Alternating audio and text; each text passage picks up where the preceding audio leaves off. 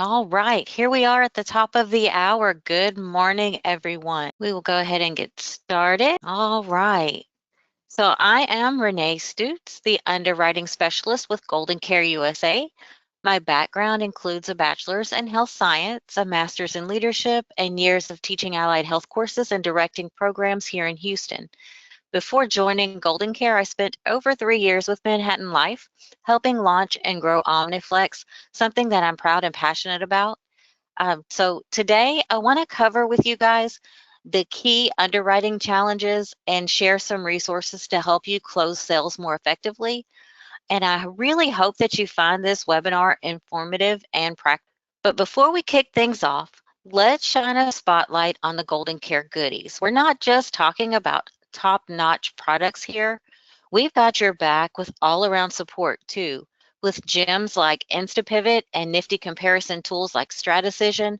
Everything's designed to rocket you to success. If you haven't inked a deal yet, well, that's about to be history today. Give us a call and let's get you contracted. Now let's talk about your support squad because you're never in this alone. I'd like to introduce you to the dream team, Jeff, Manny, and Morgan. Each of these pros is your state-specific guru, and this team is equipped with decades of experience. If you're feeling stuck and you need a brainwave session, give them a call. These are your top-notch contacts, so jot down their info seriously because you'll thank yourself later. So just a little bit of housekeeping before we really jump into this. You can visit us at goldencareagent.com. That's where you'll find all sorts of resources that will help you with your sales and answer any questions. There's no need for you to take notes during this presentation because the slides will be shared following the webinar. If you need to leave early, no problem. We're recording this presentation and we will share the link for the video afterwards. Get contracted. No matter your product preference, we have something to fit your needs and grow your business. And then lastly, just a little bit of housekeeping to let you know that there are so many benefits of partnering with Golden Care for AEP. We're in the Medicare space too. On the 25th at 2 p.m., Jeff Clark will be giving a webinar. So look out for the info on that. Jot that date and time down and start looking for the info on that. Register for that one as well. So today we're tackling a crucial topic that not a lot of people like to talk about, underwriting and how we can avoid the pitfalls, why they happen, how you can avoid them, to streamline your approvals, reduce delays. You want to avoid maybe a reduction of benefits that you didn't see coming. So if you've ever wondered why a certain app might trigger a PHI or why some get declined, you are definitely in the right place today. So as you know, underwriting is all about risk assessment. The more precise the information received up front, the smoother the process is. But if you give vague diagnoses on the application, if it's missing medication details, if they're pending treatments, those can often slow things down. So we're going to break that down. So really quickly here, let's look at the structure of these health questions. With these health questions, you can see that the underwriting criteria is listed within the questions. So you see the wording that says the time frame. Have you ever? Are you currently within the last so many months? Have you been treated for? Have you been diagnosed with or prescribed medications for? The application references specific conditions, minus a few that we will discuss shortly. A little bit of gray areas, we'll get to that. So if your client answers yes on these particular questions, they would not be eligible for any Omniflex coverage. For those, you might want to consider Manhattan's Home Health Select products. But if they can answer no to these questions, then you would move on to Section 2. So if your client can answer no to these questions, they can be considered for full benefits. If there are any yes answers to these questions, don't stop. They're not declined. They can be considered for a maximum of $100 per day per rider and no simple inflation. So these are not declines. Some coverage is still available. So let's just look at the conditions for both tiers just a little more closely. So first we have those knockouts for section 1. So with simplified questions comes clear boundaries. These are the true knockouts. So it's not just about a diagnosis here, it's about how the condition affects the applicant's daily function.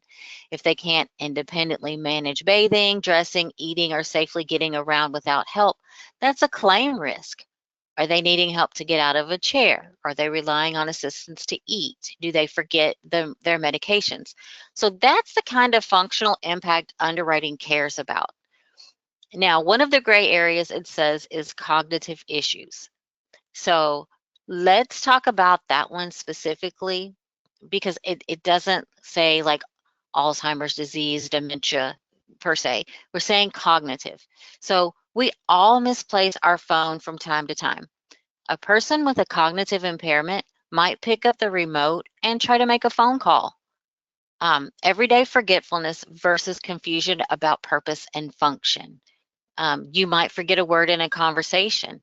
Someone with a cognitive decline might forget how to even start a conversation.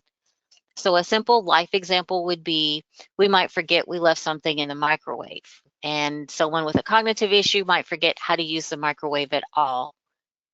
You might forget where you set your shoes. They might forget how to put them on. And then another thing to note is that cancer is one that has a time frame. So if they've been cancer and treatment free for 2 years, they can apply for full benefits. So if you see that they're taking anastrozole, tamoxifen, those types of things for prevention only, and they've already been treated for the cancer, they are in remission. If it's been over 2 years that they have been cancer free and they're only taking the medication for prevention, they can apply for full benefits. So this is the section 2. This is the limiting part. So even if some carriers would say no, Omniflex still has options. So Omniflex will accept these conditions at a maximum of $100 per day coverage and no inflation rider. So that's still $3,000 a month, $36,000 a year of coverage for both the base plan and the same amount of coverage per rider. So if they've had a stroke in the last 2 years, if they have congestive heart failure, if they've had an organ transplant, they require a lot of insulin with their diabetes or a lot of injectables and oral medications for diabetes, lupus, MS, muscular dystrophy, ALS, psychotic disorders, alcohol and substance abuse, amputation, COPD, they're on oxygen or something like that, chronic liver disease, they can still get coverage with Omniflex. It's just limited. So another gray area that I just glazed over in the last slide is where it says neurological versus neuromuscular disease. Other carriers ask for neuromuscular or neurological disorders. Omniflex considers some disorders and limits benefits for those more advanced diseases. So those are going to be like the big ones that are listed upon the last slide. So if it's affecting their ADLs a little bit, they feel like they might be having some trouble getting around. Those things that are progressive, that you know that they will eventually need some type of help at home. Those are the things that they're looking for. They're not looking for something like a pinched nerve, a tremor, or something, a occasional tremor, something like that. So serious chronic conditions, because we're looking at disease versus disorder. One other gray area is they ask for psychotic disorders. Psychotic disorders, those involve a break from reality. So that's not just anxiety or depression. So don't think they have mental health problems, they can't get coverage. Yes, they can. As long as they're not suffering from delusions, hallucinations, disorganized thinking or behavior like schizophrenia, schizoaffective disorder, bipolar with psychotic features. So don't confuse these with mood disorders like depression or anxiety. A client saying that they take an antidepressant is not the same thing as having a psychotic disorder. If they're having breaks from reality, that's a psychotic disorder. So you might see that they're taking an antipsychotic medication, but just note on the application if they're taking it for anxiety or depression. So just be sure you're very clear and we'll go into that in just a minute. Just be very clear with that diagnosis on your application. So some takeaways from that gray area is when you see the terms on the application, think of these as big, serious conditions, not the everyday things we commonly hear about like stress, back pain, or mild memory loss. If you're in doubt, don't guess. Ask what the diagnosis actually is, pre-qualify them. You can do that with me before you submit the application. Accurate wording matters. Neuropathy is not the same as a neuromuscular disease, just like depression is not the same as a psychotic disorder. So if you're ever unsure, go ahead and feel free to shoot me an email or fill out the form. We'll go over that in just a minute and ask. So OmniFlex phone interview, sometimes your client could be called for a phone interview. They are not lengthy or complex. So what would happen is a representative will call the client to ask for some very brief questions. There are some ways that you can prepare your client before the call. This is a sheet that we have designed to help your clients feel prepared for the phone health interview. And the key is for them to stay honest, calm, and focused, and remind them that it's not a test. Just answer the questions asked, no more and no less. Be sure that they have their medications, their doctor information, any recent health details handy. And if they follow those simple steps, that makes the interview smoother and helps avoid delays. So this sheet will be available to you after this presentation. One thing we really want to stress is that we want, and you want, your client to talk about their typical average day, not the worst case scenario. So this isn't a time for them to vent about how horrible they've been feeling. You know, you don't want to paint the worst case scenario. You want to just the normal, everyday run of the mill, not the one-off. Sometimes it hurts so bad, I can't get out of bed or I can't go to work. We don't want that represented given to the underwriters. So this sheet will kind of help guide you. We don't give that worst case scenario. Don't vent to the underwriter. Just keep it clean. Only answer the questions that are asked and don't offer up any information that's not asked for. And we'll get into the whys of that in just a minute. So this is where we're seeing the most phone health interviews would be a non-definitive diagnosis such as pain, heart, cardiac protection, blood thinner, blood sugar, a water pill, mood, or no diagnosis at all. So to assist in expediting these applications, you need to be able to distinguish between a symptom and a diagnosis. So when an underwriter sees pain, that could be due to a neuromuscular or neurological disease. So they're going to call. The diagnosis could be something like arthritis, neuropathy, migraines. Maybe they had a knee surgery in 2022. It could be carpal tunnel syndrome. If they see things like mood, is that a symptom of depression? Do they have anxiety? Do they have bipolar, schizophrenia, PTSD? So blood thinner, blood sugar, water pill, those are not examples of a diagnosis. So you could say a blood thinner would be used for AFib or a blood clot in 2020, a stroke in 2018. So these types of things are what the underwriter is looking for. The water pill, is it congestive heart failure? That's underwritten. Blood sugar, are they diabetic? What's going on with the blood sugar? And then speaking on diabetes, one more pitfall that we see with diabetic applicants is that we need a clear diagnosis for conditions a diabetic has in addition to their diabetes, especially those that are concerning the heart, kidneys, eyes, and nerves. So if they have blood pressure, you want to make sure that any cardiac meds are associated with their high blood pressure. So it's not leaving any gray area for the underwriter to have to guess, because then they're going to give your applicant a call. Always pair the medication with the diagnosis. If an applicant's on a water pill, are they treating hypertension? Are they treating kidney disease or congestive heart failure? That small detail, those little details are key because they can prevent unnecessary phone interviews and delays. So if you can get those little details from the applicant, then the underwriter is not going to need to call, and that application gets processed very quickly. So this is what the underwriter is looking at, minus all the little simple symbols. When the underwriter pulls up that application and they check all the yes and no questions above, then they get to this drug portion. This is what they're looking at. This one here is very, very triggering. Celexa for depression, that one looks good, that's fine. Looking at this as an underwriter, it appears that we do have an insulin-dependent diabetic, though. They possibly have neuropathy and cancer.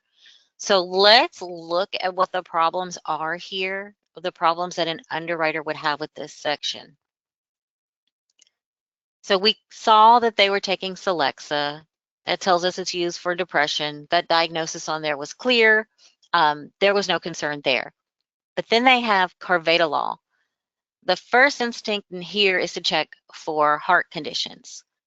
But if the diagnosis just says blood thinner, that's not enough. So now the underwriter's thinking, could it be for heart failure? Is that for stroke prevention? Those distinctions matter. We have several medications that listed a symptom, not a diagnosis. So now also, if we go back and we look, they've listed tamoxifen. They started taking it in 2019. They take it every day, and they've listed for cancer. So they've had cancer since 2019. So the underwriter at this point could just go ahead and decline this application based on the fact that they've been treated for cancer within the last 2 years, when in actuality, they are taking tamoxifen because they were diagnosed with cancer in 2019. What we don't know is they've been in remission since 2021. That makes all of the difference. So now they're only taking tamoxifen for prevention of another occurrence of cancer. So if you would put, instead of cancer, but you could put to prevent cancer or cancer in remission since 2023 or 2021, that makes a big difference. So always ask, tamoxifen is a breast cancer treatment, so always ask them their cancer history. What's their remission date? As the purpose for prevention. If it's prevention, please put that on the application, and the underwriter doesn't have to decline it, and then you don't have to appeal with medical records. So it's really just that simple. Just making those little tweaks is just that simple to expediting that application. Now, most of the declines lately are coming from this question, which is in section 1, which is the auto declines. What is alarming is that that question is among those initial knockout questions, but we rarely encounter it in any pre-qualifying emails, and agents always seem surprised when they hear that their client has been declined. So let's look into more details about what this question means. So it's asking, within the past 12 months, have you been advised to have test treatments or surgery that has not yet been performed or have pending test results? So the test wouldn't include things like your screenings, like your mammogram, bone density, your routine yearly lab work, not those types of things, not screening tests. If they're pending a diagnostic test, that's like something that can determine a stage of cancer, even if you're presumed clear. Carotid artery studies, ultrasounds, things like that. Has the applicant been told in the last year that they should have a surgery, but it has not been performed? Also, is the applicant receiving ongoing physical therapy or spinal injections? So remember to ask this question when you're pre-screening your applicants, because this question is re-asked in every single phone health interview. So if you skipped over this question and then your client, for whatever reason, is called for a PHI, the underwriter is going to ask this question, and this is always a big surprise to the agents. Why was my client declined? Oh, well, they have surgery scheduled for next week, or they're receiving physical therapy, or they're getting spinal injections. So remember, always ask this when you screen your applicants, your clients. If it's something that's coming up soon, just have them wait and then apply once the procedure or the test or whatever is over. Another delay could be that the medications are not provided on the application, but then they're sent 3 or 4 days later. Well, by day 3 or 4, a case has already been through underwriting. The decision has likely been made because underwriters are very, very fast. So if they pull up significant meds on the RX report that weren't on the app, they've probably already called your client. Thyroid, allergy, cholesterol, those types of meds wouldn't be alarming. But the medications that are not disclosed that could be for an underwritten condition are going to be called on. So you want to make sure that you put the medications on the app, or if you leave them off, notify STC Underwriting at manhattanlife.com within an hour or 2 of your submission, because they are so fast. That app is already moving within a couple of hours from submission. No meds on the app, but there's tons in the RX history. They are going to call. So be very careful about listing your medications on the app. And again, that email address is stcunderwriting at manhattanlife.com. Try to do that within an hour or 2 of submission. Now, I know that it might feel like we just ran a full marathon. You've taken in so much information. Please know that there are so many tools and services available to you. Most agents didn't study medicine. You can't be expected to effectively screen every single case, appeal every decline, or readily have alternatives when a case is declined. Every case is so unique. Let me and the team handle those for you. We have a host of tools at your fingertips. So one of those is our concierge service. If you go to your goldencareagent.com, go to Underwriting Concierge, you can pull up this form. I can help with your pre-screening. If you need help completing the RX section on the application, if you need help with appeals, decline placements, fill out this form and I can get back to you quickly. If you're maybe on your cell, you can email me, you can call me on my cell, you can call me through the Golden Care number at my extension. And again, these slides will be provided to you. So you'll have all of that information there with you at your fingertips as well. So if you have any questions, don't hesitate to reach out. Our marketing team is here to help you every step of the way. You can call us at 800-842-7799. You can also visit goldencareagent.com. Now that's all that I have for you guys today. If there's any questions, the chat box is open. If there are no questions, I do thank you for your time. We definitely look forward to helping you place more business. And also, as a thank you for attending today and a token of our appreciation, we'll send you a CE voucher, the presentation, and additional resources. So please keep an eye on your inbox. I'll keep the chat open for just a minute or two. And that's all I have, guys. If you don't have any questions, I hope that you have a great rest of your day. Enjoy the rest of your week and have a wonderful weekend. Please reach out if you do need anything. With OmniFlex Limited Benefits, is there a 5-year benefit maturation or is the full? Okay, so with all of the benefits, regardless of the amount, they're all going to be graded benefits. So it would be the $50 per day would be available day 1. And then bipolar 2, diagnosed 20 years ago, but functional and asymptomatic with meds. OmniFlex is insurable, yes, as long as they haven't had any psychotic breakthroughs, they've been fully managed, yes, that's fine. And there is a pre-existing 6-month pre-existing. All right, that seems to be all the questions for today.